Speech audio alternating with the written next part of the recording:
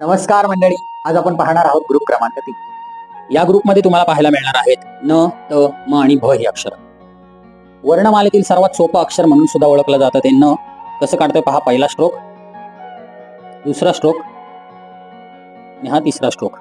बरोबर. पहा या ठिकाणी सर्वात महत्वाचं काय की हा जो टन आहे हा अतिशय महत्वाचा. इथं हा पातळपणा आलेला आहे. चुका इथे होतात पहा.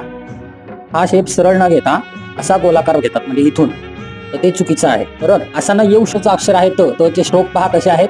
पहिला स्ट्रोक हा दंडरेषा, त्याच्यानंतर हा दुसरा स्ट्रोक न सारखा सरळ आडवा आणि त्यानंतर खाली. ओके.